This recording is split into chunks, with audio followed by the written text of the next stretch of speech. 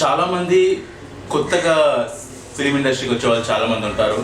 So కాకపోతే వాళ్ళకు ఎలాంటి అవగాహన లేకుండా ఇండస్ట్రీకి వచ్చేసి ఏం తెలియకుండా ఎలా ఉండాలి, ఏ ఫీల్డ్ ఎంచుకోవాలి ఏంటని ఒక క్లారిటీ లేకుండా ఫిలిం ఇండస్ట్రీకి వస్తూ ఉంటారు.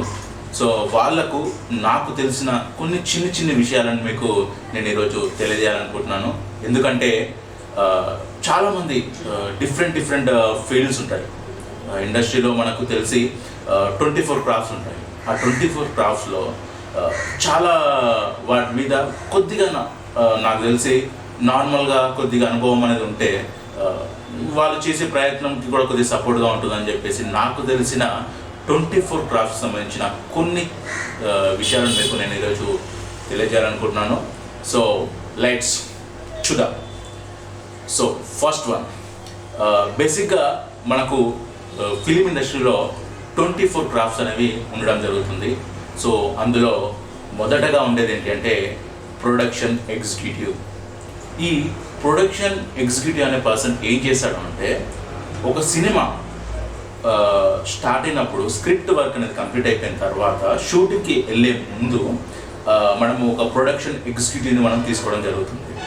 సో ఆ ప్రొడక్షన్ ఎగ్జిక్యూటివ్ తీసుకున్న తర్వాత అతని కర్తవ్యం ఏంటి అంటే చేయాల్సింది బేసిక్గా ఒక క్యారెక్టర్, సినిమాలో ఇన్ని క్యారెక్టర్స్ ఉన్నాయి అని ఒక కాస్టింగ్ కాల్స్ పెట్టినప్పుడు కానీ ఇవన్నీ పెట్టినప్పుడు చేస్తుంటారు అనమాట. అంటే ఈ ఒక యాక్టర్స్ని సెలెక్షన్ అయిన తర్వాత వాళ్ళ అగ్రిమెంట్స్ తీసుకొని షూటింగ్ స్టార్ట్ అయినప్పటి నుంచి మళ్ళీ షూటింగ్ మొత్తం అయిపోయేంత వరకు కూడా ఫుల్ రెస్పాన్సిబిలిటీ అనేది ఒక ప్రొడక్షన్ ఎగ్జిక్యూటివ్ మీద అనేది ఉండడం జరుగుతుంది.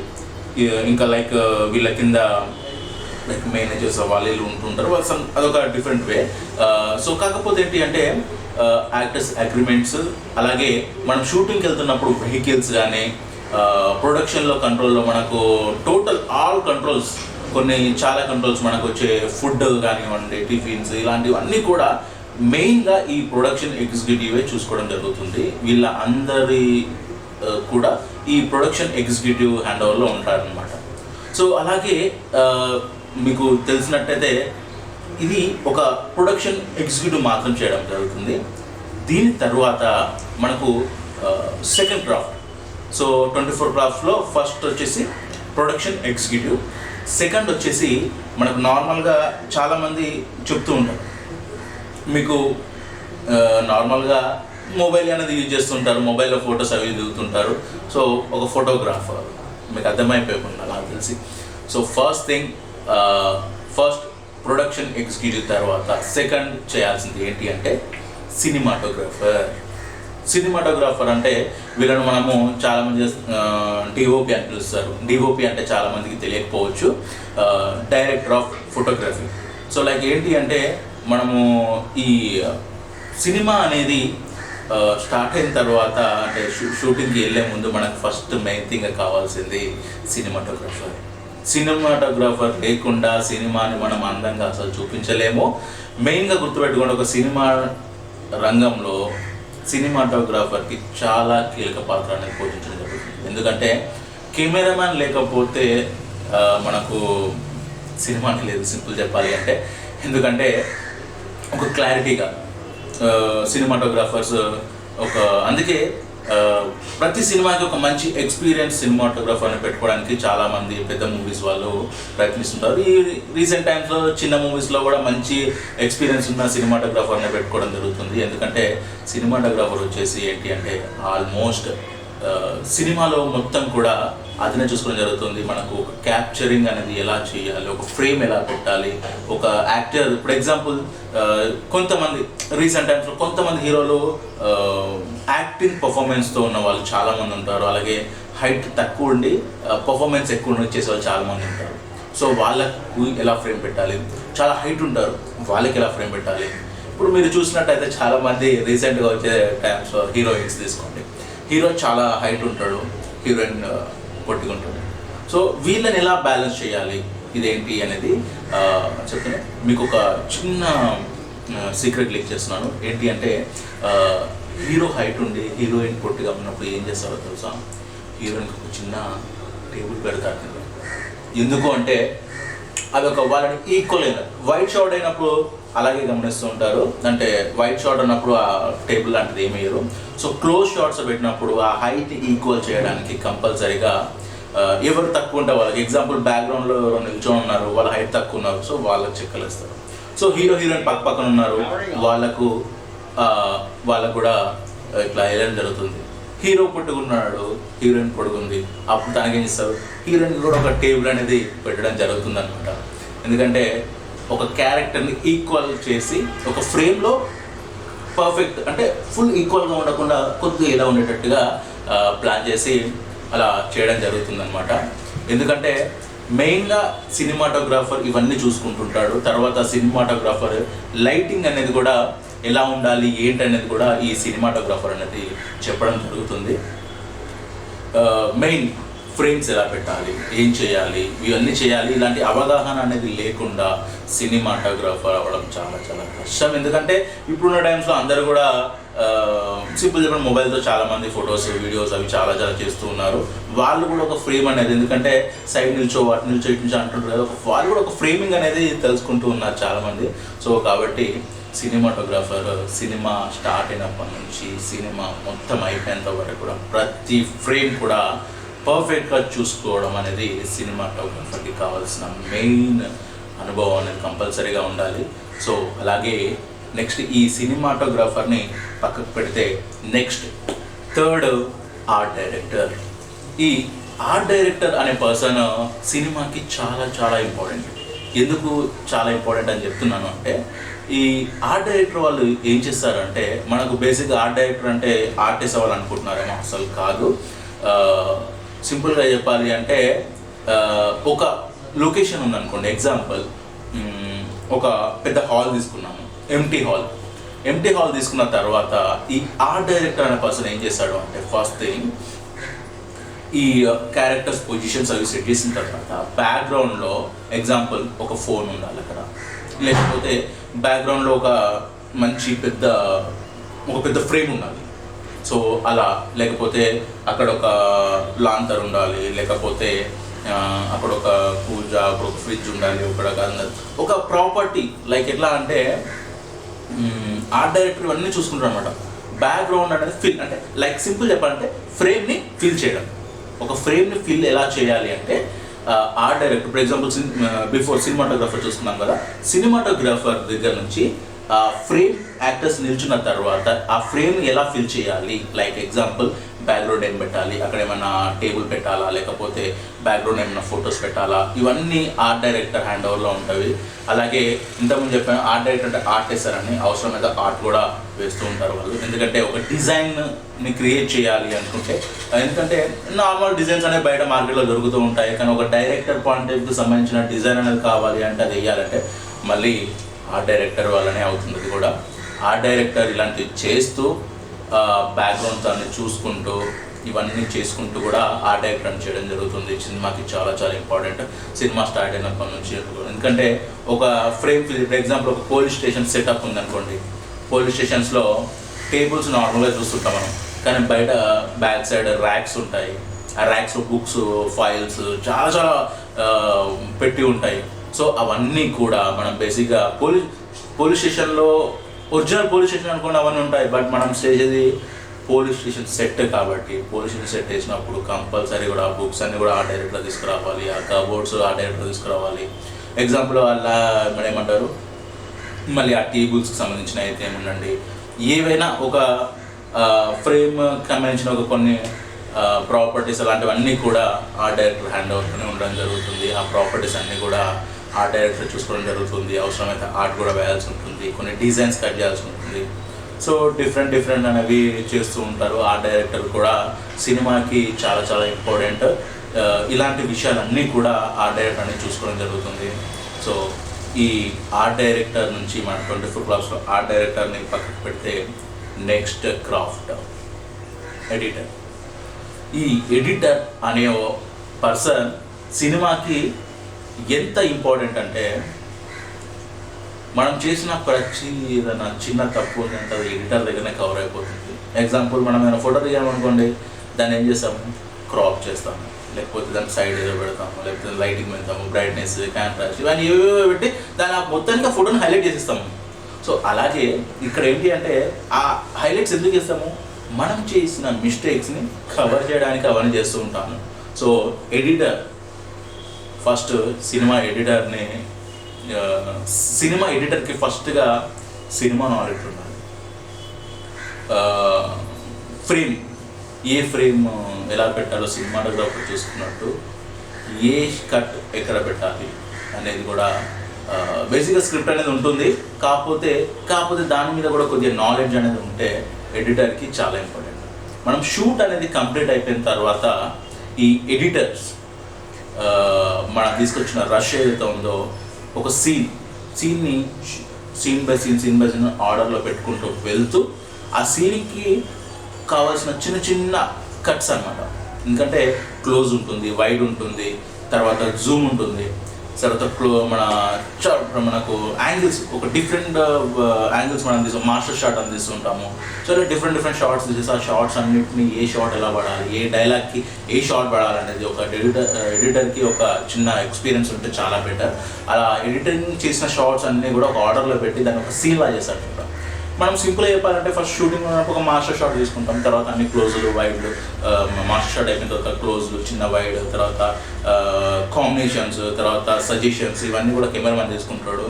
తర్వాత ఎక్కడ సజెషన్స్ వేయాలి ఏంటి అనేది కూడా ఒక షార్ట్ డిజైన్ రాసుకుంటారు. కాబట్టి ఎడిటర్కి తక్కువ పని ఉంటుంది. కానీ కొన్ని చిన్న సినిమా వాళ్ళు షార్ట్ డిజైన్స్ అలాంటివి చేసుకోకుండా ఉంటారు. సో వాళ్ళకి ఏంటంటే ఆటోమేటిక్గా ఈ ఎడిటర్ మీద ఎక్కువ డిపెండ్ అవ్వాల్సిన అవసరం ఉంటుంది. ఎందుకంటే ఎడిటర్ మైండ్ని పెట్టి చేయాల్సి ఉంటుంది. కాబట్టి ఒక సినిమా అనేది షూటింగ్ కంప్లీట్ అయిపోయిన తర్వాత కంపల్సరీగా ఎడిటర్కి ముఖ్య పాత్ర అనేది ఉండడం జరుగుతుంది. ఎందుకంటే ఒక సీన్ని ఆర్డర్లో పెట్టి ఒక షార్ట్ని సీన్లా తయారు చేయడం అంటే అది ఎడిటర్ వల్లనే అవుతుంది. సో ఆ ఎడిటర్ తర్వాత రీసెంట్ టైమ్స్లో చిన్న మూవీస్లో నార్మల్ ఎడిటర్స్ ఉంటున్నారు. కాకపోతే పెద్ద మూవీస్కి లైవ్ ఎడిటింగ్ అనేది ఒకటి వాడడం జరుగుతుంది. సో ఈ లైవ్ ఎడిటింగ్ ఏంటి అంటే షూట్ అవుతుండగానే ఎడిటింగ్ అనేది జరుగుతుంది. ఎగ్జాంపుల్ రీసెంట్గా వచ్చిన ప్రతి సినిమా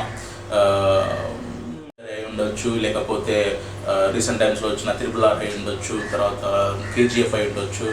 ఇవన్నీ రీసెంట్గా వచ్చిన పెద్ద మూవీస్ అన్నీ కూడా లైవ్ ఎడిటింగ్. ఎందుకంటే వాళ్ళు చేసే పెద్ద సెటప్ అక్కడికక్కడే సీన్ అనేది మళ్ళీ చేసుకునే అవకాశం ఉంటుంది. ఎందుకంటే సేమ్ థీమ్ అనేది మళ్ళీ రాదు. కాబట్టి లైవ్ ఎడిటింగ్ అనే ఒక ఆప్షన్ని పెట్టడం జరిగింది. లైవ్ ఎడిటింగ్ అనేది చేస్తున్నప్పుడే సీన్ షార్ట్ అయిపోయిన వెంటనే ఆటోమేటిక్గా ఆర్డర్ పెట్టేసుకుంటారు సీన్. సో అప్పటికప్పుడు ఒక సీన్ అనేది క్రియేట్ చేసి చూపిస్తారు. ఏమైనా కావాలన్నా ఒక వైడ్లో ఏమైనా మిస్ అయినా, క్లోజ్లో ఏమైనా మిస్ అయినా కానీ అప్పటికప్పుడు తీసుకునే ఆప్షన్ ఉంటుంది. ఎందుకంటే పెద్ద మూవీ కూడా కంపల్సరీ షార్ట్ డిజైన్ చేసుకుంటారు. కాకపోతే దాని ప్రకారంగానే ఈ లైవ్ ఎడిటర్ అనే పర్సన్ ఏం చేస్తారంటే ఆటోమేటిక్గా అన్నిటికీ వాటికి యాడ్ చేసి చేయడం జరుగుతుంది.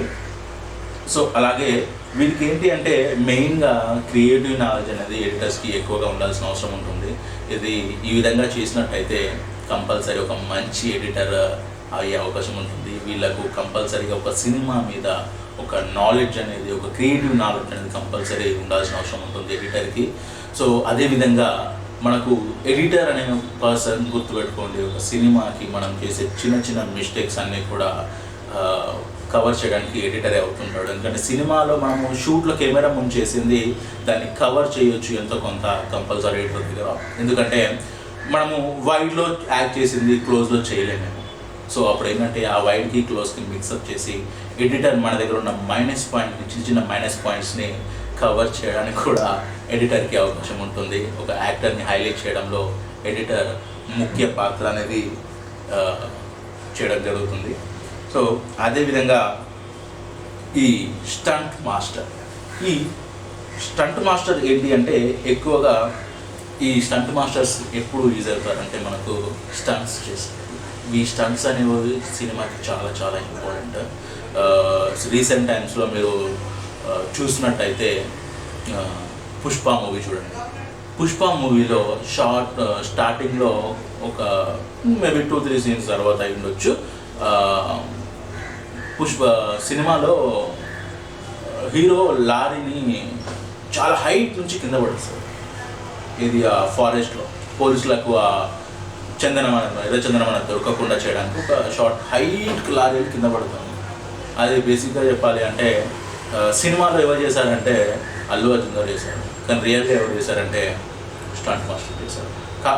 నేనేదో హీరోని తక్కువ చేయాలని ఈ విషయం చెప్పట్లేదు, ఎందుకంటే ఈ ప్రాసెస్ ఏదైతే ఉందో దానికి సంబంధించిన వీడియో కూడా మీకు యూట్యూబ్లో ఉంటుంది. ఆ స్టంట్ మాస్టర్ ఎవరు చేశారంటే అనేది. స్టంట్ వచ్చేసి మెయిన్ చేసిన నాకు I think Ram Lakshman masters యొక్క ఫేవరెట్ పర్సన్ స్టంట్ మాస్టర్ అతను చేసి ఉంటాడు. సో అదేవిధంగా ఇంకా స్టంట్స్ ఒక సినిమాలో ఎక్కువ యాక్టర్స్ కంటే ఎక్కువ కష్టపడేది ఫైట్ సీన్స్లో స్టంట్ మాస్టర్స్. ఎందుకంటే వాళ్ళ చెయ్యిలు ఎన్నిసార్లు విరిగాయో, వాళ్ళ కాళ్ళు ఎన్నిసార్లు విరిగాయో, ఎన్నిసార్లు బ్యాక్ పెయిన్స్ వచ్చాయో ఏంటో. ఒక్కసారి స్టంట్ మాస్టర్ ఒక స్టంట్ హెవీ స్టంట్ చేశారు, అతని బ్యాక్ ఏమైనా ఎఫెక్ట్ అయిందంటే లైఫ్ లాంగ్ అతను సినిమాలు చేయలేడు. ఎందుకంటే ఆల్మోస్ట్ లైఫ్ పెట్టి చేస్తాడు స్టంట్ మాస్టర్. ఎందుకంటే స్టంట్ మాస్టర్ యొక్క వాల్యూ ఏంటి అంటే హీరో ఇలా అంటాడు, కానీ ఒక ఫైటర్స్ వీళ్ళ స్టంట్ మాస్టర్స్ ఏంటంటే ఎగిరి పడుతుంటారు. వీళ్ళు ఒక సీన్స్ని ఎలా చేయాలి ఏంటి అనేది మొత్తం కూడా ఈ స్టంట్ మాస్టర్ అనేది చూసుకుంటూ ఉంటాడు. ఎందుకంటే స్టంట్స్ అనేవి సినిమాలో చాలా ఇప్పుడు గాలికి ఎగిరి పడడము, బైక్స్లో ఎగిరి పడడము, లారీలు ఎగిరి పడడము, హైట్ నుంచి పడడము, ఇలాంటివన్నీ కూడా ఈ స్టంట్ పర్సన్స్ అనేవి చేయడం జరుగుతుంది. స్టంట్ మాస్టర్స్ అనేవి ఒక సినిమాలో ఫైట్స్ ఉన్నాయి అని అంటే ఖచ్చితంగా ఒక హీరోని హైలైట్ చేయడానికి స్టంట్ మాస్టర్స్ చాలా చాలా ప్రాబ్లం అనేది అంటే లైక్ ఎలా అంటే చాలా హార్ట్ఫుల్గా తీసుకుంటారు. ఎందుకంటే హీరో వీళ్ళు ఎంత చేస్తే హీరో అంతా హైలైట్ అవుతాడు. కాబట్టి స్టంట్ మాస్టర్స్ అని కూడా చాలా చాలా చేయడం జరుగుతుంది. ఎందుకంటే వీళ్ళందరికీ కూడా ఫైట్స్ అవన్నీ కూడా ఎక్స్పీరియన్స్ అనేది చాలా ఉంటాయి కాబట్టి అలా చేసుకుంటూ ఉంటారు. అదేవిధంగా నెక్స్ట్ ఈ క్రాఫ్ట్ వచ్చేసి ఏంటి అంటే చాలామందికి ఒక క్యారెక్టర్కి ఒక యాక్టర్కి ప్రాణం పోసే క్రాఫ్ట్. సింపుల్ చెప్పాలి అంటే మీకు నౌన్ యాక్టర్స్ ఉన్నారు కొంతమంది ఫేమస్ యాక్టర్స్, వాళ్ళందరూ కూడా ఏంటి అంటే చాలామంది ఇప్పుడు Kannada actors, Bollywood actors, Telugu actors, but వాళ్ళందరికీ కూడా వాయిస్ ఓన్ వాయిస్ కాదు, డబ్బే. అది నేర్చుకొని హైలైట్ అవుతున్నారు. ఆ విషయం కరెక్ట్ తెలిసిన విషయమే. కాకపోతే ఈతనికి వాయిస్ ఇచ్చేది ఎవరు? రాజశేఖర్ గారికి వాయిస్ ఇచ్చేది సాయి కుమార్ గారు.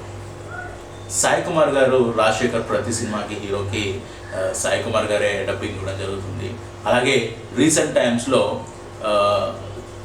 ఎక్కువగా విన్న పదాలు తర్వాత డబ్బింగ్ వాల్యూ అనేది తెలిసింది చాలామందికి. అరుంధతి సినిమాలో మనకు సోను సూద్ ఉన్నారు. సోను సూద్ యొక్క క్యారెక్టర్ని ఈ లెవెల్కి తీసుకెళ్ళిపోయింది ఎవరు? మన సాయి కుమార్ వాళ్ళ బ్రదర్. ఆ విషయం మీకు తెలుసు ఆల్రెడీ. ఆ వాయిస్ తోటి ఒక యాక్టర్ ఉన్నాడు, ఒక డబ్బింగ్ ఆర్టిస్ట్ ఉన్నాడు అని చెప్పేసి హైలైట్ అయిపోతూ వచ్చారు అనమాట. అలాగే చాలా సినిమాలకి బాలీవుడ్ యాక్టర్స్ని తెలుగులో చేసినప్పుడు వాళ్ళందరికీ వాయిస్ అంతా పర్ఫెక్ట్గా లేకపోవడం వల్ల, లేకపోతే మనకు సింక్ అవ్వకపోవడం వల్ల మనం ఒక డబ్బింగ్ ఆర్టిస్ట్ అనేది పెట్టుకోవడం జరుగుతుంది. ఒక సినిమా యాక్టర్కి ఒక ఫేస్కి ఈ డబ్బింగ్ ప్రాణం పోస్తుంది అనమాట. ఎందుకంటే ఒక క్యారెక్టర్ని హైలైట్ చేయడానికి డబ్బింగ్ అనేది మనం యూజ్ చేస్తూ ఉంటాము. ఎందుకంటే డబ్బింగ్ అనేది చాలా చాలా ఇంపార్టెంట్. ఇప్పుడున్న టైమ్స్లో మీరు సీరియల్స్ అనేవి చూస్తుంటారు. సీరియల్స్లో 1-2 క్యారెక్టర్లు తప్ప సినిమాలో ఉన్న ప్రతి క్యారెక్టర్ డబ్బింగే. ఏ క్యారెక్టర్ ఒరిజినల్ వాయిస్ కాదు, అందరిది డబ్బింగ్ వాయిసే. ఎందుకంటే ఒకరో ఇద్దరో ఫేమస్ అయిన యాక్టర్స్ సీరియల్స్లో యాక్ట్ చేస్తే వాళ్ళ వాయిస్ ఒరిజినల్గా ఉన్నారు కాబట్టి వాళ్ళకి ఒరిజినల్గా చెప్తుంటారు. ఎక్కువ బేస్ వాయిసెస్ చెప్తుంటారు. మన శ్రీనివాస్ రావు గారు సార్, తర్వాత ఆసిం రాజు గారు, తర్వాత రమేష్ గారు, ఇలా చాలామంది డబ్బింగ్ ఆర్టిస్టు ఫేమస్ అయిన డబ్బింగ్ ఆర్టిస్టులు ఉన్నారు. ఇలా చేస్తూ ఉంటారు. మీకు ఎగ్జాంపుల్ చెప్పాలి అంటే బిగ్ బాస్ ఎవరు మన బిగ్ బాస్ వాయిస్ కూడా చేస్తుంటారు శంకర్ గారు. ఇప్పుడు బిగ్ బాస్ వాయిస్ ఎవరు అని చాలామంది అనుకుంటారు. బిగ్ బాస్ వాయిస్ వచ్చేసి శంకర్ గారు చేస్తారు. సో మీకు ఎగ్జాంపుల్ మీకు ఒక వాయిస్ నేను చేసి చూపిస్తాను కావాలంటే చూడండి. బిగ్ బాస్ ఇప్పుడు మీకు ఒక విషయాన్ని తెలియజేయాలనుకుంటున్నాను. అంటే ఈ వాయిస్ బిగ్ బాస్ వాయిస్ అనేది ఒక బ్రీత్ నాపుకొని, అంటే శంకర్ గారు వచ్చిన వాయిస్ నేను జస్ట్ ఒక మిమిక్రీ టైప్ చేసినా కాబట్టి సో నాకు మిగతా యాక్టర్స్ ఎవరు మిమిక్రీ రాదండి నాకు. సో బిగ్ బాస్ వాయిస్ అయితే కొద్దిగా లైట్గా నా వాయిస్ బేస్గా ఉంటుంది కాబట్టి నేను బిగ్ బాస్ వాయిస్ అనేది ట్రై చేయడం జరిగింది. ఎగ్జాంపుల్ చెప్పాలంటే ఒక టైం క్రితం బిగ్ బాస్ ఇప్పుడు మీకు ఒక టాస్క్ ఇవ్వాలనుకుంటున్నారు. అది ఏంటంటే ఇప్పుడు బిగ్ బాస్ చెప్పేది మాత్రమే క్లియర్గా వినాలి. ఏదో ఒక వాయిస్ ట్రై చేశాను, బట్ పర్ఫెక్ట్గా సింక్ ఎందులో నాకు తెలియదు. సింక్ కాకుండా కానీ సారీ నన్ను ఏమనుకోకండి. అలాగే ఇలా చాలా సినిమాకి డబ్బింగ్ అనేది చాలా ఇంపార్టెంట్. ఒక యాక్టర్ని హైలైట్ చేయాలి అంటే ఫస్ట్ ఇంపార్టెంట్ డబ్బింగ్ మాత్రమే అనమాట. సో అలా డబ్బింగ్ అనేది కంప్లీట్ అయిపోయిన తర్వాత మనకు వచ్చేది ఎక్కువగా ఎంజాయ్ చేసేది మ్యూజిక్. అంటే ఇప్పుడు మనం చేసుకునేది మ్యూజిక్ డైరెక్టర్. ఈ మ్యూజిక్ డైరెక్టర్ అనే పర్సన్ సినిమాకి ఎంత ఇంపార్టెంటో నేను చెప్పాల్సిన అవసరం లేదు, అది మీకు కూడా తెలుసు. ఎందుకంటే ఒక సీన్కి డబ్బింగ్ అయిపోయిన తర్వాత ఒక మ్యూజిక్ పడితేనే ఆ సీన్ అనేది హైలైట్ అయిపోతుంది. మామూలుగా రీసెంట్ టైమ్స్లో చాలామంది ఏమిరాని యాక్టర్లు అందరూ కూడా బ్యాక్గ్రౌండ్ ఒక మ్యూజిక్ పెట్టుకొని కొంతమంది యాక్టర్స్ అని అంటే నేను సినిమా యాక్టర్స్ అనట్లేదండి, ఈ లైక్ ఏమంటారు రీల్స్ అని టిక్టాక్స్ అని డబ్ స్మాష్లు అని ఏవేవో చేస్తూ ఉన్నారు కదా. సో యాక్టింగ్ రాని వాళ్ళందరూ కూడా ఆ మ్యూజిక్ పెట్టుకొని స్లో మోషన్స్ అవి పెట్టుకొని హైలైట్ అయిపోతూ ఉంటారు. సో అలాంటి మ్యూజిక్ ఎంత ఇంపార్టెంట్ కదా, అలాంటి మ్యూజిక్ సినిమాకి చాలా అవసరము. ఆ మ్యూజిక్ తోటే హైలైట్ అవ్వాలి. చాలామంది ఉన్నారు. ఒక హీరోని హైలైట్ చేయాలి అంటే ఫస్ట్ మెయిన్గా కావాల్సింది మ్యూజిక్. ఒక సీన్కి ఎంతైతే మ్యూజిక్ కావాలో అంతే మ్యూజిక్ ఇస్తూ, ఎక్కడైతే మ్యూజిక్ లేపాలో ఎక్కడైతే మ్యూజిక్ తగ్గించాలో ఆ రేంజ్లో కొట్టుకుంటూ వెళ్ళే పర్సన్ మ్యూజిక్ డైరెక్టర్. ఒక సీన్కి ఏదైతే అవసరమో అది మాత్రమే ఇచ్చే పర్సన్ అనమాట. ఆ మ్యూజిక్ తోటి ఈ సంగీత దర్శకుడు అంటే మనం మ్యూజిక్ డైరెక్టర్ అనే పర్సన్ సాంగ్స్ ఇస్తూ, అలాగే సాంగ్స్కి మ్యూజిక్స్ ఇస్తూ, ట్యూన్స్ చేస్తూ ఇలా చాలామంది చేసుకుంటూ వెళ్తూ ఉంటారనమాట. ఇలా కంటిన్యూగా చేస్తూ ఒక మ్యూజిక్ అనే పర్సన్ని ఎంటర్టైన్ జరుగుతుంది. ఎంత మనం మ్యూజిక్ ఇంపార్టెంట్ అంటే సినిమాకి, ఒక సినిమాలో ఒక యాక్టర్ని ఎంత హైలైట్ చేయాలో అంత హైలైట్ చేస్తూ, ఎంత ఎమోషనల్ కావాలో అంత ఎమోషన్ ఇస్తూ, ఒక సీన్కి ఎమోషన్ అయితే ఎమోషన్, కామెడీ అయితే కామెడీ, సీరియస్ అయితే సీరియస్, మోటివేషన్ అయితే మోటివేషన్, ఎలాంటి సిచ్యువేషన్ అయినా పర్ఫెక్ట్గా మ్యూజిక్ అనేది ఉండాలి. వీళ్ళకు కీబోర్డ్ మీద ఎక్కువ గ్రిప్ అనేది ఉండడం జరుగుతుంది. ఆ గ్రిప్ వల్ల, ఆ ఎక్స్పీరియన్స్ వల్ల ఒక సీన్కి ఎంత మ్యూజిక్ కావాలి. ఇప్పుడు రీసెంట్ టైమ్స్లో మనం చూస్తున్నాం తమన్ కొట్టే మ్యూజిక్ రాక్ వెళ్ళిపోతుంది అనమాట. సో అలాగే మనకు రాక్ స్టార్ డిఎస్పి ఒక ఎమోషన్ని ఎఫెక్ట్గా చూపించే రీసెంట్ టైమ్స్లో నాకు తెలిసి దేవిశ్రీ అనుకోవచ్చు. ఎందుకంటే మీరు సినిమా ఎమోషన్ అంటే అప్పట్లో ఏడ్చి సాంగ్స్ ఏంటంటే, తర్వాత మీరు రీసెంట్గా చూసినట్టే భద్ర అనే మూవీ మీరు చూస్తుండొచ్చు. భద్ర అనే మూవీలో మ్యూజిక్ ఉంటుంది, ఓ మన సాంగ్ అనేది ఫుల్ ట్రాజడీ సాంగ్. అలాంటిది దానికి ఒక బేస్ యాడ్ చేసి దాన్ని ఒక ఎమోషన్గా తీసుకెళ్ళింది. మీరు ఆ సాంగ్ వినండి, ఇప్పుడైనా ఆ సాంగ్ వింటే మీకు అర్థమవుతుంది. ఒక టచ్ ఇచ్చారనమాట, బేస్ టచ్ ఇచ్చారనమాట. ఆ ఎమోషన్ కూడా ఒక మూమెంట్ అనేది, ఒక మ్యూజిక్ అనేది డిఫరెంట్గా డిఎస్పి ఇస్తాడనమాట. సో ఆ విధంగా మ్యూజిక్ డైరెక్టర్ అనేది చేయడం జరుగుతుందన్నమాట. సో దాని తర్వాత నెక్స్ట్ మనకు ఈ 24 క్లాస్లో నెక్స్ట్ వచ్చే క్రాఫ్ట్ ఏంటి అంటే మేకప్ మ్యాన్. ఈ మేకప్ మ్యాన్ వచ్చేసి ఏంటి అంటే నార్మల్గా మీకు తెలుసు మేకప్ మ్యాన్లోనే మేకప్ ఉంది కాబట్టి ఈ సినిమాకి నార్మల్గా షూట్కి వెళ్ళే ముందు అంటే సీన్ చేసే ముందు కంపల్సరీ ఒక యాక్టర్కి మేకప్ అనేది కంపల్సరీ. మేకప్ లేకుండా చేయడం దానంత బ్యాడ్ ఇంకోటి ఉండదు. ఎందుకంటే మీరు ఎంత వైట్ ఉండండి, ఏదైనా ఉండండి, కెమెరా కావాల్సిన లైటింగ్ మన వేరనమాట అది. ఎందుకంటే మేకప్ అనేది లైట్గా టచ్, ఎంత వైట్ ఉన్నా లైట్గా టచ్ అప్ అనేది చేస్తారు. ఎందుకంటే కెమెరాకి కావాల్సిన ఏదైతే షైన్ ఉందో అది ఆ మేకప్లో ఉంటుంది. కాబట్టి ఒక యాక్టర్స్ని ఇంకా హైలైట్ చేయడానికి రీసెంట్గా ఉన్న యాక్టర్స్లో చాలామందికి చెప్పాలంటే యాక్టర్స్కి డార్క్ సర్కిల్స్ అవి ఉంటాయి. సింపుల్గా నాకు కూడా డార్క్ సర్కిల్స్ ఎక్కువ ఉన్నాయి కాబట్టి చెప్తున్నాను నేను. ఎందుకంటే ఇంకా డార్క్ సర్కిల్స్ చాలామందికి బ్లాక్ డాట్స్ ఉంటాయి, ఇవంటి చాలా ఉంటాయి. ఇవన్నిటిని కూడా కవర్ చేస్తూ డార్క్ సర్కిల్స్ కవర్ చేస్తూ హెడ్ అన్నీ కూడా చేసి నెక్ ఇదంతా మొత్తం కవర్ చేసి వీటన్నిటికి కూడా మేకప్ అనేది కంపల్సరీ. ఎందుకంటే మేకప్ లేకుండా సినిమా ఒక యాక్టర్ని మనం చూడలేము, కంపల్సరీ మేకప్ అనేది చాలా చాలా ఇంపార్టెంట్. ఒక కెమెరాకి సీన్ వైజ్గా ఎమోషన్ వైజ్గా కూడా మేకప్ అని ఉందని చెప్తుంది. ఎగ్జాంపుల్ ట్రాజడీ అనుకోండి, ఏదైనా ఎమోషన్ సీన్ అనుకోండి, దాని మేకప్ వేయడం ఉంటుంది. సాంగ్ అనుకోండి, దాని గ్లాసీ మేకప్ అంటారు. Some different type of makeups చాలా ఉంటాయి. అలాగే వీళ్ళందరికీ కూడా ప్రతి సీన్ ఎమోషనల్ సీన్ ఉందనుకోండి, దాని మేకప్ చేయమంటారు. లొకేషన్ వైజ్గా ఉంటుంది. ఎగ్జాంపుల్ ఏదైనా డ్రైనేజ్ దగ్గర ఎక్కడ స్లమ్లో సీన్ అనుకోండి, అక్కడ మేకప్ కొద్దిగా డల్గా కొద్దిగా బ్లాక్ చేయాల్సిన అవసరం ఉంటుంది. తర్వాత సమ్ డిఫరెంట్గా ఫర్ ఎగ్జాంపుల్ మీరు చూసినట్టయితే ఎవరుతాను మన రీసెంట్గా మీరు ఇది డాక్టర్ బాబు అనే చూస్తూ ఉంటారు కదా సీరియల్, కార్తీక దీపం అని. తను చాలా బ్లాక్ తను ఆల్మోస్ట్ తను వైట్ ఉన్నా కానీ ఇంకొద్దిగా బ్లాక్ చేయడానికి ట్రై చేస్తూ ఉంటారు అనమాట. సో ఏంటి అంటే తన ఒరిజినల్ చాలా బాగుంటుంది బయట, కాకపోతే మేకప్ వల్ల కొద్దిగా బ్లాక్ చేయడం అలాంటివన్నీ చేస్తూ ఉంటారు. డల్ చేయాల్సిన అవసరం పడింది ఆ క్యారెక్టర్కి, మనం ఏం చేయలేము.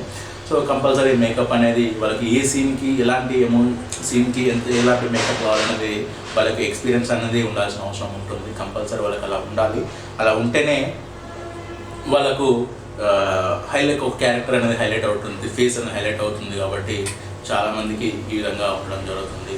తర్వాత నెక్స్ట్ క్రాఫ్ట్ వచ్చేసి ఏంటి అంటే డ్రైవర్స్. అంటే కార్ డ్రైవర్స్, క్యాబ్ డ్రైవర్స్ కాదండి, సినిమా కూడా సపరేట్ సెట్ డ్రైవర్స్ అని ఉండడం జరుగుతుంది.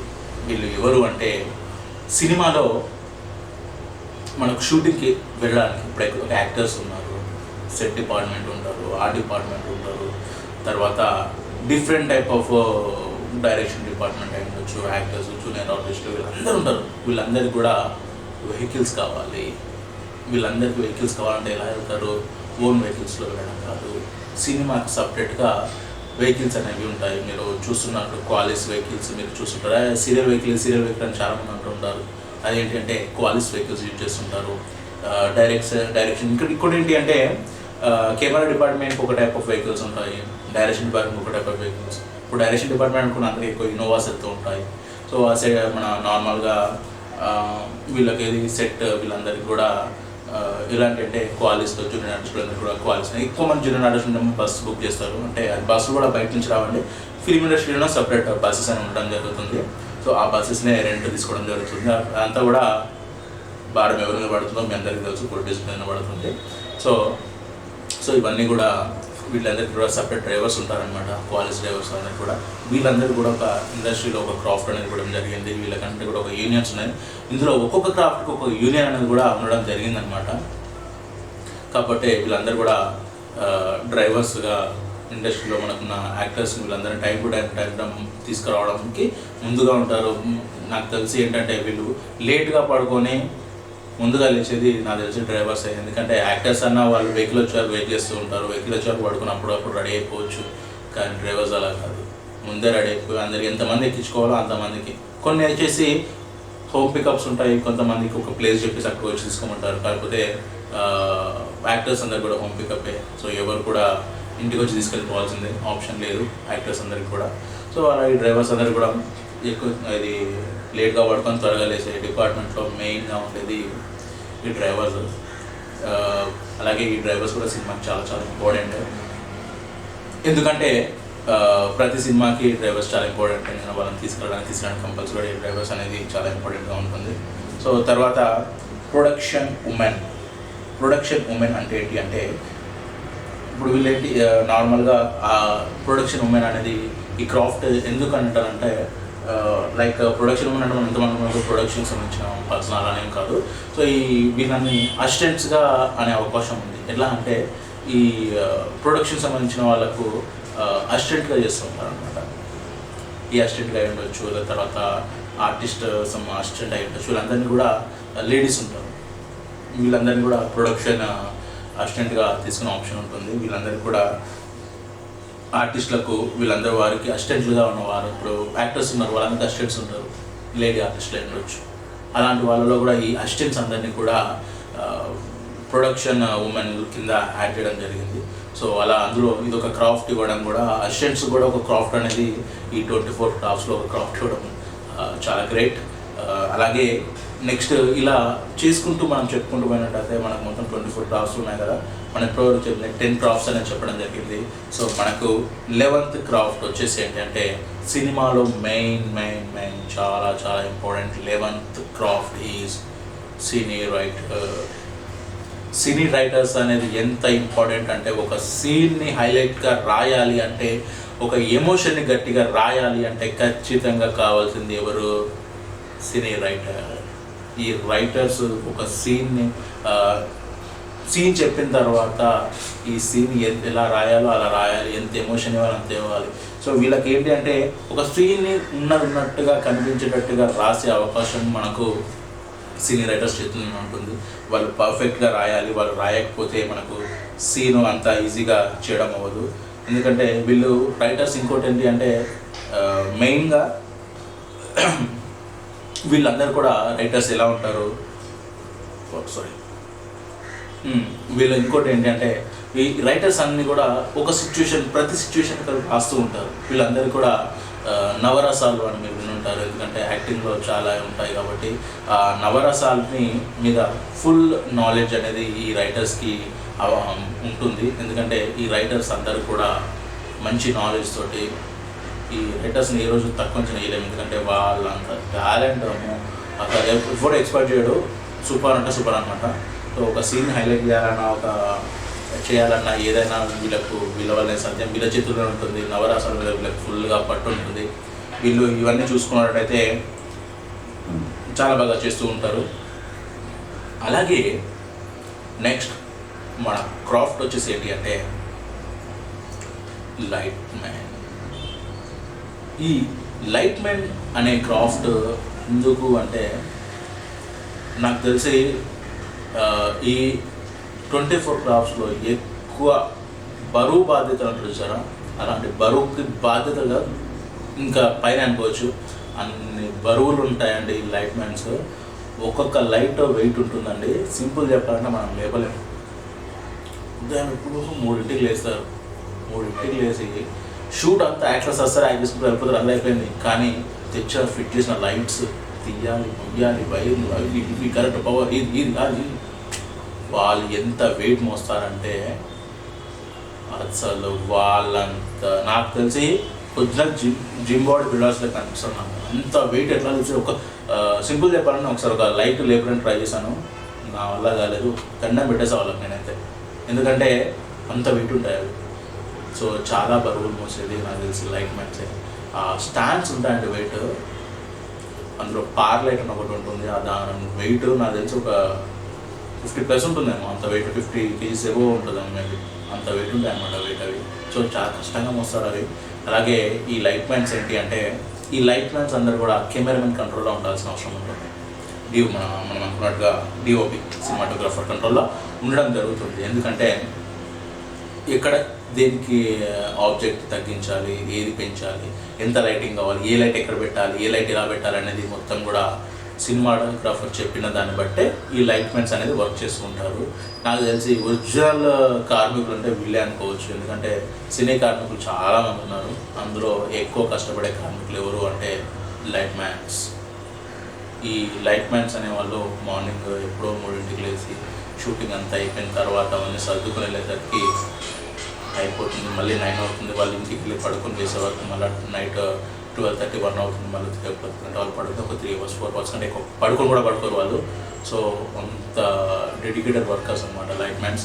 సో ఫస్ట్ థింగ్ నేను చెప్పాల్సినంత లైట్ మ్యాన్స్ అందరికి కూడా హ్యాట్స్ ఆఫ్ అండి. ఎందుకంటే లైట్ మ్యాన్స్ చాలా చాలా గ్రేట్. వాళ్ళకి నేను ఇంకేం చెప్పినా తక్కువే. సూపర్ అండి, అమేజింగ్ వర్క్ అనమాట లైట్ మ్యాన్స్ అందరిది కూడా ఇండస్ట్రీలో. సో వాళ్ళందరికీ లైటింగ్ ఎలా పెట్టాలి అనేది ఎక్స్పీరియన్స్ అనేది ఉంటుంది. ఎందుకంటే చాలా మూవీస్ చేస్తుంటారు కదా. సో అలాగే సినిమాటోగ్రాఫర్ కంట్రోల్లో వీళ్ళు ఎలా పెట్టాలో అలా ఈ లైట్ లైన్లో బేబీ లైట్ అని 1K అని 2K అని బార్ అని డిఫరెంట్ లైట్స్ ఉంటాయి. ఇప్పుడు అన్నీ కూడా నార్మల్గా LED లైట్స్ కూడా రావడం జరిగింది. సో అవి కూడా ఆల్మోస్ట్ అంతే స్టాండ్స్ అంతే వెయిట్ ఉంటున్నాయి. సో అవి చూసాను అవి నేను కూడా. లైట్స్ మ్యాన్ తర్వాత మనకు నెక్స్ట్ ఇంకో క్రాఫ్ట్ ఉందండి. ఇది వచ్చేసి studio workers.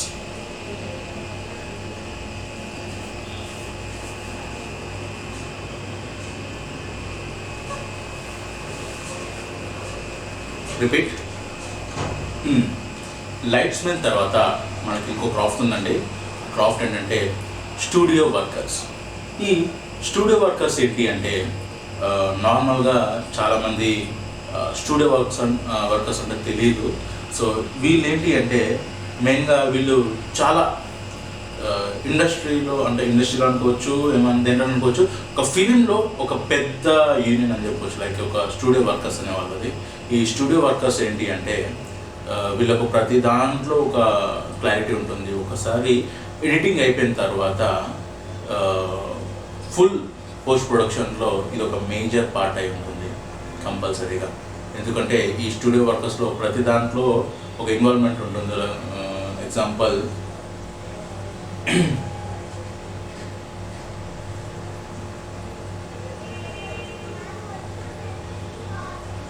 Sorry next bit.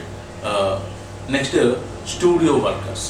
ఈ స్టూడియో వర్కర్స్ అనేది చాలా పెద్ద కంపెనీ అని చెప్పొచ్చు, లైక్ పెద్ద యూనియన్ అని కూడా చెప్పొచ్చు. ఎందుకు అంటే వీళ్ళు రిపీట్. Next studio workers. ఈ స్టూడియో వర్కర్స్ ఏంటి అంటే మెయిన్గా వీళ్ళది చాలా పెద్ద యూనియన్ అని చెప్పొచ్చు. ఎందుకంటే వీళ్ళు ప్రతి విభాగంలో ఉండడం జరుగుతుంది. ఎగ్జాంపుల్ పెయింట్స్, లేకపోతే లైక్ ఏమంటారు లైటింగ్, క్రెయిన్ మొదలగు వీటన్నిటి కూడా వీళ్ళకు ఎక్స్పీరియన్స్ అనేది ఉండడం జరుగుతుంది. కాకపోతే వీళ్ళు ప్రతి ఒక్క డిపార్ట్మెంట్లో మేజర్ పార్ట్ అనేది ప్లే చేస్తూ ఉంటారు. Studios like different type of వేలో వీళ్ళు ఖచ్చితంగా మూవడం జరుగుతుంది. తర్వాత ప్రొడక్షన్ అసిస్టెంట్. నెక్స్ట్ ఈ ప్రొడక్షన్ అసిస్టెంట్ అంటే ఏంటి అంటే లైక్ సింపుల్ చెప్పాలంటే ఇంతకుముందు ప్రొడక్షన్ ఎగ్జిక్యూటివ్ అనేది చూసాం కదా. సో ఈ ప్రొడక్షన్ అసిస్టెంట్ ఏంటి అంటే నార్మల్గా వీళ్ళు ఏంటంటే ఇప్పుడు మెయిన్ షూటింగ్కి ఒక ఆర్టిస్ట్ని తీసుకెళ్ళాలి, అన్నిటి తీసుకెళ్ళాలనేది వాళ్ళ మేనేజర్ త్రూ ఎలా అంటే ప్రొడక్షన్ ఎగ్జిక్యూటివ్తో పాటు ఈ అసిస్టెంట్ అనేది ఎక్కువ చూసుకోవడం జరుగుతుంటుంది. వీళ్ళని కూడా ఒక 24 క్లాస్లో ఒక మెంబర్గా యాడ్ చేయడం జరిగింది. వీళ్ళందరూ కూడా ఎందుకంటే చేయడం జరుగుతుంది. ఈ ప్రొడక్షన్ అసిస్టెంట్ వచ్చి ఏం చేస్తారంటే ఏ ప్రొడక్షన్ ఎగ్జిక్యూటివ్ ఏదైతే చెప్పాడో అవన్నీ చేస్తూ ఉంటాడనమాట. సో ఫాలోఅప్ చేయడం అనమాట, అన్నీ ఫాలోఅప్ చేయడము. సో అతను ఏం చెప్తే అవన్నీ చేసుకుంటూ ఒక అసిస్టెంట్ లాగా ఉండడం జరుగుతుంది ఈ ప్రొడక్షన్ ఎగ్జిక్యూటివ్ అనే పర్సన్. ఇతనికి కూడా ఈ ఫోన్ కాల్స్ ఇవన్నీ కూడా ఎక్కువగా రావడం జరుగుతుంది. ఎందుకంటే ఒక ఆర్టిస్ట్ అక్కడ ఉన్నాడు, ఒక ఆర్టిస్ట్ ఇక్కడ ఉన్నాడు, ఇది వచ్చింది, ఇది రాలేదు, క్యారవాన్లో పవర్ రాలేదు, ఇది డీజిల్ లేదు, పవర్ మన ఎగ్జాంపుల్ జనరేటర్ రానవట్లేదు, జనరేటర్ డీజిల్ అయిపోయింది, పెట్రోల్ అయిపోయింది, ఇలాంటి విషయాలన్నింటిలో ఈ ప్రొడక్షన్ అసిస్టెంట్ అనేవాడు చాలా బద్దలు కొట్టుకుంటాడు అనమాట. ఇలాంటి వర్క్స్ అనేవి మార్నింగ్ షూట్ 6 o'clock స్టార్ట్ అయిన నుంచి ప్యాకప్ అయిపోయేంత వరకు కూడా ఇతనికి బ్యాండ్ బాజా అనమాట. సో అలాంటివి జరుగుతూనే ఉంటాయి. This is the production assistant చేస్తూ ఉంటాడు. ప్రొడక్షన్ ఎగ్జిక్యూటివ్ ఏదైతే చెప్తాడో అవన్నీ కూడా ఈ ప్రొడక్షన్ అసిస్టెంట్ అనేది చేస్తూ ఉంటాడు. ఇతనికి ఇలాంటి ఫస్ట్ వీళ్ళకి కావాల్సిన కమ్యూనికేషన్ అనమాట. ఈ కమ్యూనికేషన్ చాలా ఇంపార్టెంట్. వీళ్ళకి ఎందుకంటే ఒక ఆర్టిస్ట్ తోటి మిస్బిహేవ్ చేసిన ఆటోమేటిక్గా ఆర్టిస్ట్ చూపించే చుక్కలు మామూలుగా ఉండవు. సో కాబట్టి వీళ్ళకు కమ్యూనికేషన్ అండ్ రెస్పెక్ట్ అనేది చాలా అనేది అందరికీ ఇస్తూ ఉండాలి. అందరినీ sir sir sir sir okay sir sir అని పిలుస్తూ అందరికీ రెస్పెక్ట్ ఇస్తూ ఉండాలి అనమాట వీళ్ళు. సో వీళ్ళు ఈ విధంగా ఉంటుంది. నెక్స్ట్ తర్వాత వచ్చేసి కాస్ట్యూమ్ డిజైనర్.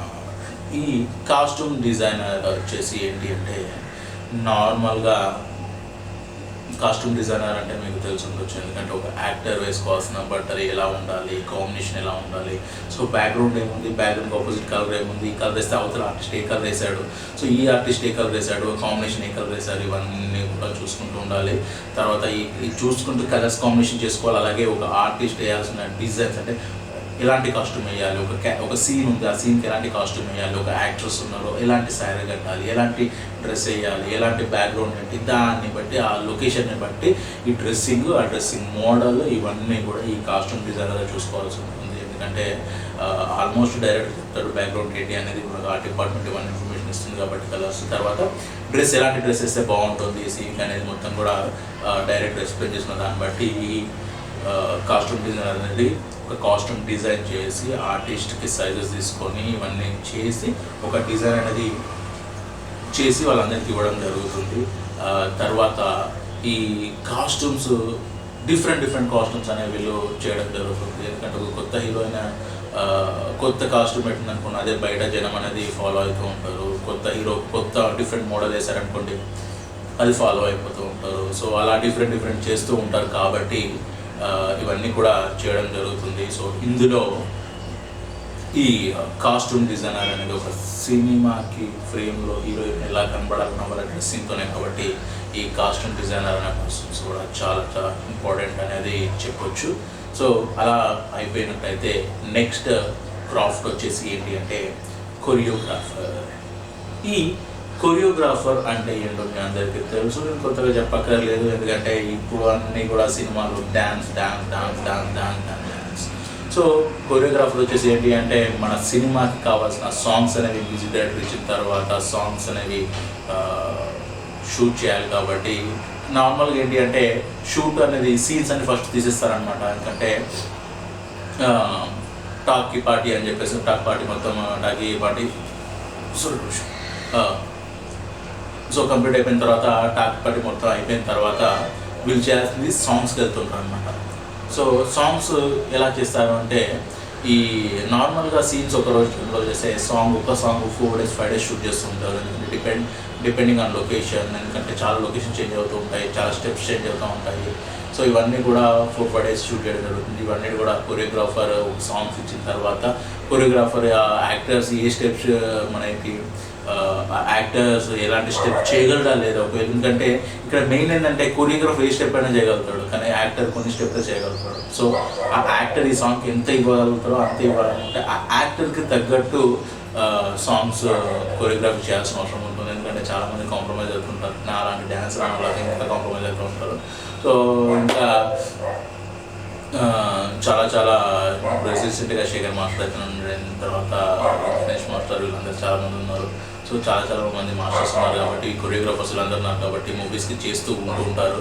సో అదేవిధంగా వీళ్ళందరూ కూడా ఒక సినిమా సాంగ్స్ అనేవి చేసిన తర్వాత ఒక హీరోని హైలైట్ చేయడానికి మంచి స్టెప్స్ చేస్తూ సినిమాలో ఉన్న 6 పాటలు ఒక్కో సాంగ్ ఉండొచ్చు, లేకపోతే అన్ని పాటలు ఒకే కొరియోగ్రాఫర్ ఉండొచ్చు, ఎవరైనా ఉండొచ్చు. ఈ మధ్య ఏంటంటే ఒక్కొక్క సాంగ్ ఒక్కొక్క కొరియోగ్రాఫర్కి ఇవ్వడం జరుగుతుంది.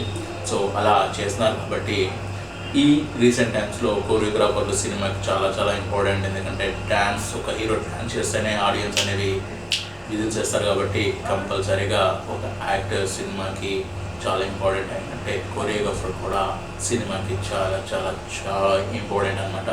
సో అదేవిధంగా కొరియోగ్రాఫర్ తర్వాత మనకు ఆర్టిస్ట్ ఏజెంట్స్. ఈ ఆర్టిస్ట్ ఏజెంట్స్ ఏంటి అంటే వీళ్ళందరూ కూడా నార్మల్గా ఆర్టిస్ట్ ఏజెంట్స్ అంటే నార్మల్గా హీరో ఉన్నారు, ఫ్రెండ్ క్యారెక్టర్స్ అవి చాలా క్యారెక్టర్స్ ఉంటాయి, చిన్న క్యారెక్టర్స్ ఉంటాయి.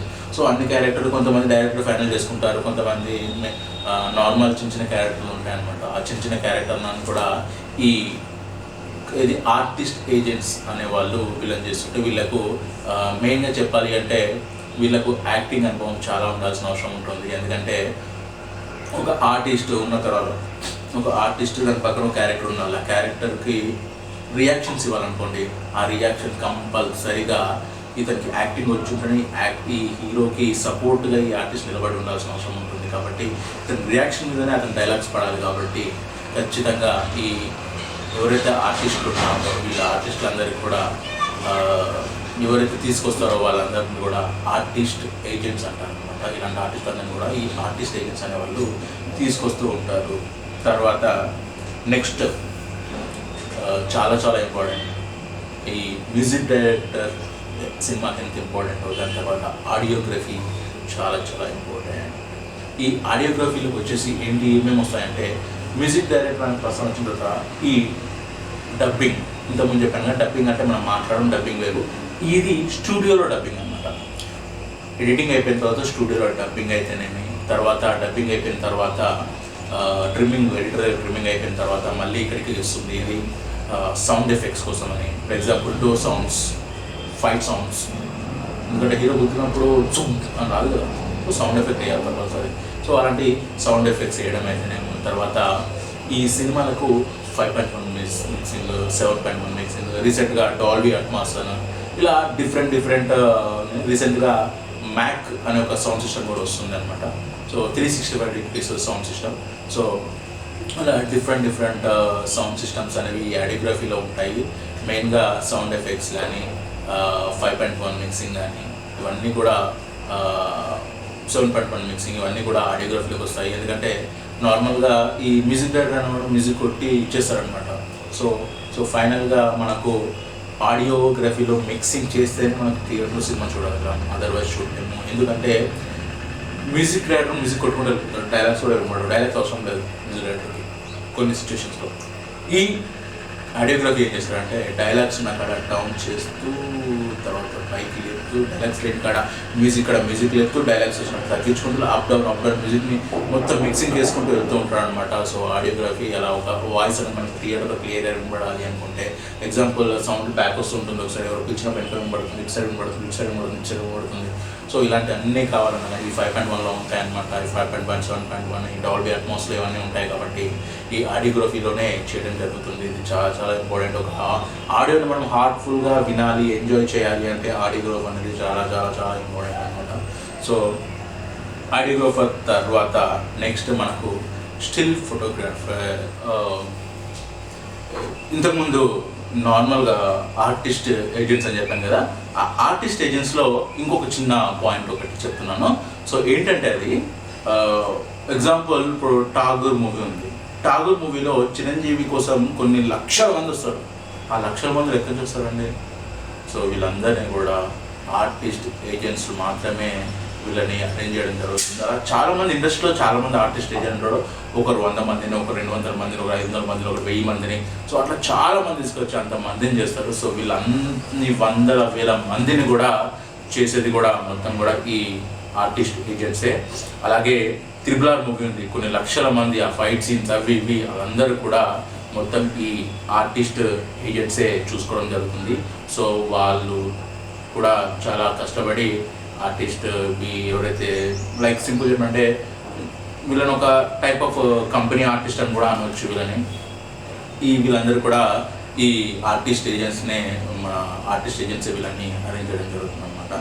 సో తర్వాత నెక్స్ట్ మీకు ఆల్రెడీ ఆడియోగ్రఫీ చెప్పేశాను. నెక్స్ట్ వచ్చేసి స్టిల్ ఫోటోగ్రాఫర్. ఈ స్టిల్ ఫోటోగ్రాఫర్ ఏంటి అంటే మనకు సినిమా స్టార్ట్ అయినప్పటి నుంచి సినిమా ఎండ్ అయ్యేంత వరకు ఈ స్టిల్ ఫోటోగ్రాఫర్ కూడా ఉంటాడు. సో ఈ స్టిల్ ఫోటోగ్రాఫర్ ఏం చేస్తాడు అంటే మనము తీసే షార్ట్స్ అయ్యి ఉండొచ్చు, ఏవైనా ఉండొచ్చు. సో షూటింగ్ సంబంధించిన మొత్తం మేకింగ్స్ అవన్నీ కూడా ఈ స్టిల్ ఫోటోగ్రాఫర్ స్టిల్స్ తీయడం జరుగుతుంది. ఈ ఏవైతే షూటింగ్ సంబంధించిన ఫొటోస్ కానీ కొన్ని పోస్టర్స్ అంటే అవి మళ్ళీ ఫోటోషూట్ అవి చేస్తూ ఉంటారు. కాకపోతే షూట్లో జరిగే మేకింగ్ ఫోటో స్టిల్స్ అన్నీ కూడా కొన్ని ఎగ్జాంపుల్ డైరెక్ట్ ఎక్స్ప్లెయిన్ చేసే షార్ట్స్ ఫొటోస్ అవి ఉండొచ్చు. ఇలాంటి షార్ట్స్ మనకి ఫొటోస్ చాలా రిలీజ్ అవుతూ ఉంటాయి కదా, అవన్నీ ఫొటోస్ అన్నీ కూడా ఈ స్టిల్ ఫోటోగ్రాఫర్స్ తీయడం జరుగుతుంది. ఈ స్టిల్ ఫోటోగ్రాఫర్స్ కూడా ఈ 24 క్రాఫ్ట్స్లో ఒక క్రాఫ్టే. సో కంపల్సరీ వీళ్ళకి కూడా సపరేట్ ఒక యూనియన్ ఉంటుంది, అసోసియేషన్స్ ఉంటాయి. సో ఈ స్టిల్ ఫోటోగ్రాఫర్స్ అన్నీ కూడా మన పర్ఫెక్ట్గా చేస్తూ ఉంటారు కాబట్టి స్టిల్స్ అని పర్ఫెక్ట్గా ఇస్తుంటారు కాబట్టి మనకంటే సింపుల్ చెప్పాలంటే మన సినిమాటోగ్రాఫర్ తీసే మొత్తం కెమెరా ముందు కనబడతాయి. సినిమాటోగ్రాఫర్ తీసేది ఓన్లీ ఫ్రేమ్ సినిమా మాత్రమే కనబడుతుంది. కానీ కెమెరా వెనుక ఏముంది, ఏం జరుగుతుంది అనేది మొత్తం కూడా క్యాప్చర్ చేసి ఫొటోస్ తీసేది స్టిల్ ఫోటోగ్రాఫర్స్ మాత్రమే. సో వీళ్ళు కూడా మన సినిమాకి చాలా ఇంపార్టెంట్. వీళ్ళకి కూడా మేకింగ్స్ ఎలా తీయాలి, ఫొటోస్ ఎలా తీయాలి అనేది ఒక చిన్న ఎక్స్పీరియన్స్ అనేది కంపల్సరీ ఉంటుంది కాబట్టి వాళ్ళకు కూడా ఈ ఎక్స్పీరియన్స్ ఉంటే చాలా మంచిదని చెప్పేసి నేను అనుకుంటున్నాను. సో అదేవిధంగా ఈ స్టిల్ ఫోటోగ్రాఫర్స్ కూడా మా ఈ 24 క్రాఫ్ట్స్ చాలా ఇంపార్టెంటే. సో ఇందులో అయిపోయిన తర్వాత నెక్స్ట్ 21st క్రాఫ్ట్ వచ్చేసి పబ్లిసిటీ. ఈ పబ్లిసిటీ వచ్చేసి ఏంటి అంటే ఈ పబ్లిసిటీ గురించి ఎక్కువగా మైండ్లో ఉండాల్సింది ప్రొడ్యూసర్కి. ఎందుకంటే సినిమా కంప్లీట్ అయిపోయిన తర్వాత cinema shooting, dubbing, editing, trimming, TIA, 5.1 mixing, sound effects ఇవన్నీ మొత్తం అయిపోయిన తర్వాత ఫైనల్ ఫస్ట్ కాపీ అనేది వచ్చిన తర్వాత సినిమా రెడీ టు రిలీజ్ అని ఉన్నప్పుడు ఖచ్చితంగా మనం స్టార్ట్ చేసేది పబ్లిసిటీ.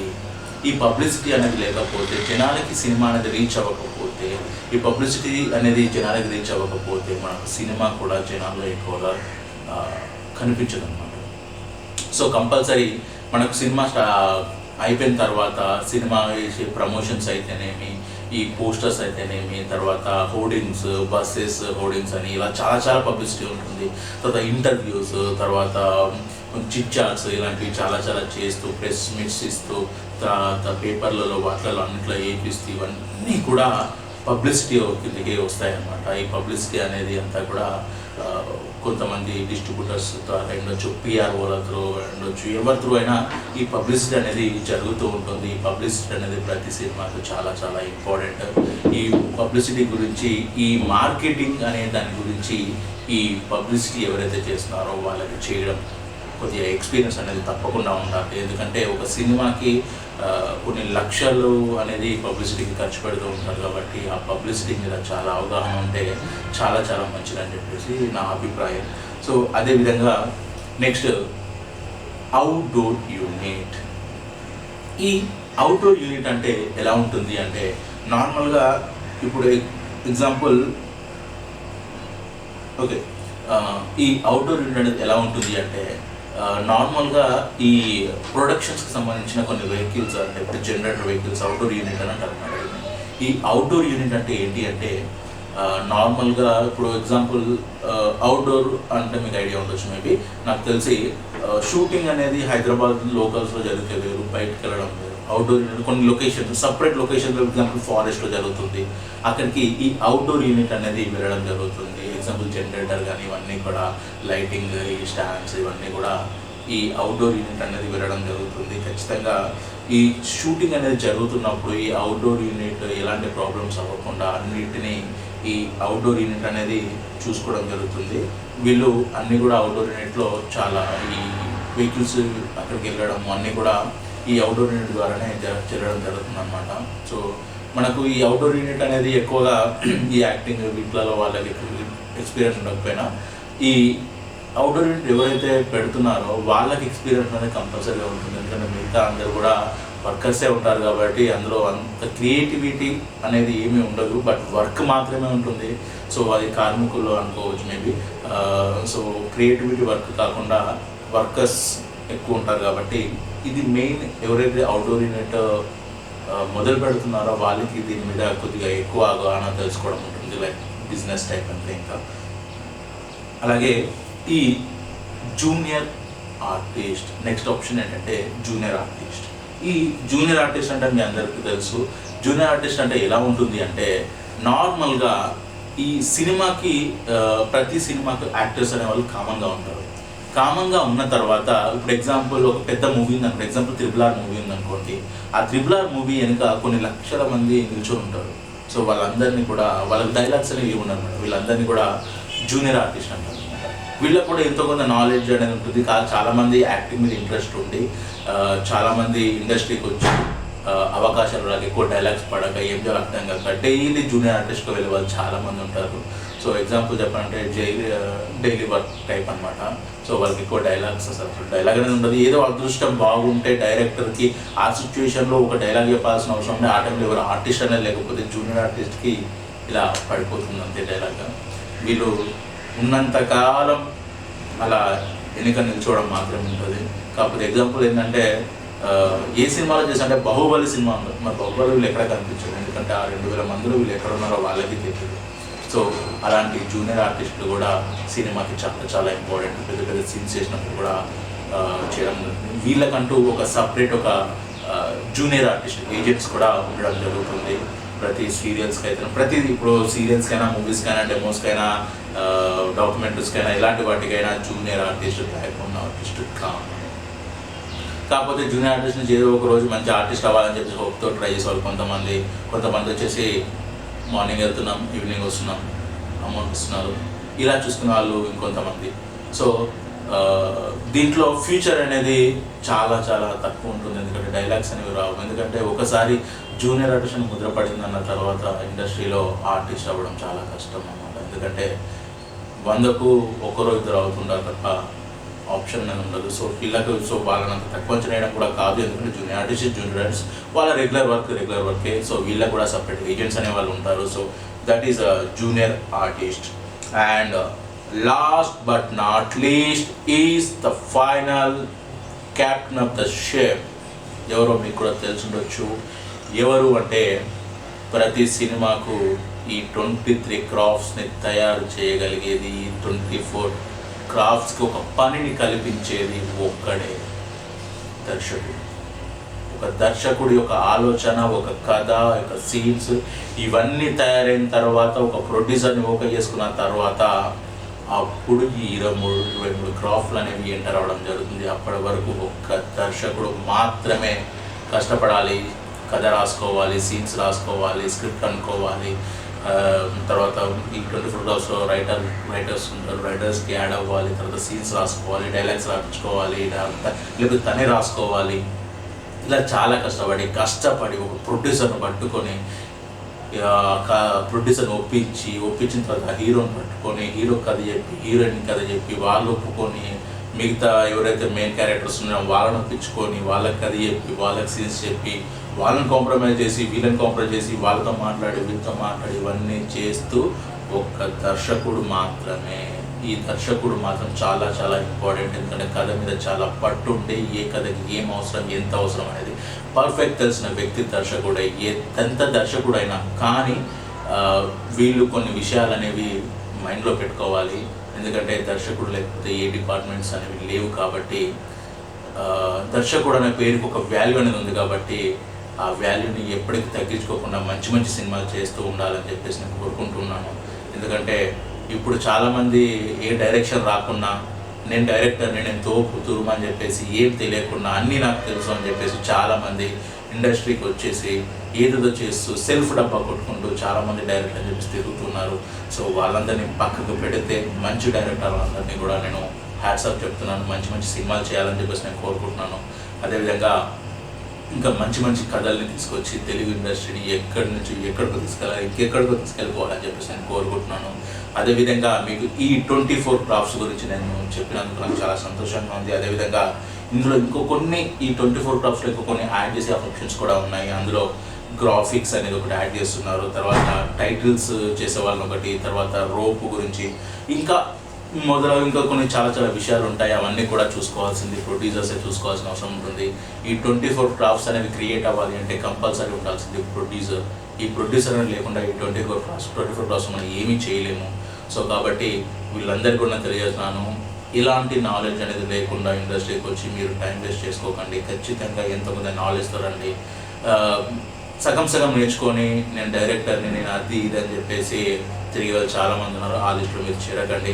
కంపల్సరీ మంచి ఎక్స్పీరియన్స్ తీసుకొని మంచి స్టోరీస్ ఎంచుకొని మంచి డైరెక్షన్ డిపార్ట్మెంట్ ఉన్న 24 క్రాఫ్ట్స్లో మీకు ఏ డిపార్ట్మెంట్ నచ్చితే ఆ డిపార్ట్మెంట్లో మంచి కొద్దిగా ఎక్స్పీరియన్స్ తోటి ఉండాలని చెప్పేసి నేను కోరుకుంటున్నాను. అలాగే ఈ విషయాన్ని మీకు తెలియజేసినందుకు నాకు చాలా చాలా సంతోషంగా. ఇప్పుడు మీకు నేను 24 క్రాఫ్ట్స్ అనేది ఒక మన తెలుగు ఫిలిం ఇండస్ట్రీలో మనకు 24 క్రాఫ్ట్స్ అనేవి ఉండడం జరుగుతుంది. ఆ 24 క్రాఫ్ట్స్ ఏంటో ఫస్ట్ మీకు నేను క్లియర్గా చెప్తాను.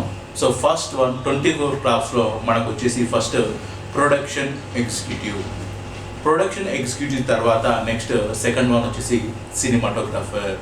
ఈ సినిమాటోగ్రాఫర్ తర్వాత నెక్స్ట్ ఆర్ట్ డైరెక్టర్ తర్వాత ఎడిటర్, ఈ ఎడిటర్ తర్వాత స్టంట్ మాస్టర్, తర్వాత డబ్బింగ్ తర్వాత నెక్స్ట్ మ్యూజిక్ డైరెక్టర్, తర్వాత కెమెరామ్యాన్, సెట్ డ్రైవర్స్, తర్వాత ప్రొడక్షన్ ఉమెన్, తర్వాత సినీ రైటర్స్, తర్వాత మెయిన్ ఇంపార్టెంట్ లైట్ మ్యాన్స్, తర్వాత స్టూడియో వర్కర్స్, ప్రొడక్షన్ అసిస్టెంట్స్, అలాగే కాస్ట్యూమ్ డిజైనర్స్, సినీ ఆర్టిస్ట్.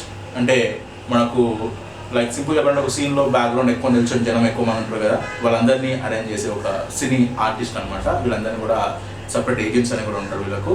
అదేవిధంగా నెక్స్ట్ కొరియోగ్రాఫర్ అంటే మీ అందరికీ తెలుసు, సినిమాకు ఒక సాంగ్స్ కొరియోగ్రాఫర్ చేసేవాళ్ళు కొరియోగ్రాఫర్స్. సో అదేవిధంగా స్టిల్ ఫోటోగ్రాఫర్స్, తర్వాత publicity, outdoor unit, junior artist, అదేవిధంగా last and final director. So ఇందులో 24 క్రాఫ్ట్స్ అనేవి ఒక ఫిలిం ఇండస్ట్రీలో ఉండడం జరుగుతుంది. అలాగే ఇంకా కొత్తగా రూప్ వర్కర్స్ అని, అలాగే ఇంకొక గ్రాఫిక్స్ అని, ఇలాంటివి ఇంకొన్ని యాడ్ అయ్యేవి ఉన్నాయి. సో ఇలాంటి యాడ్ అయిన తర్వాత మేబీ నాకు తెలిసి 26 మేబీ అవ్వచ్చేమో, 26, 27 అవ్వచ్చేమో. సో అదేవిధంగా నాకు తెలిసి ఈ 24 క్రాఫ్ట్స్ మీద అనుభవం అనేది ఎంతో కొద్దిగా ఉంటే ఫిలిం ఇండస్ట్రీలో మనము ఎంతో కొంత ఒక స్టెప్ అనేది ముందుకు వెళ్ళొచ్చు.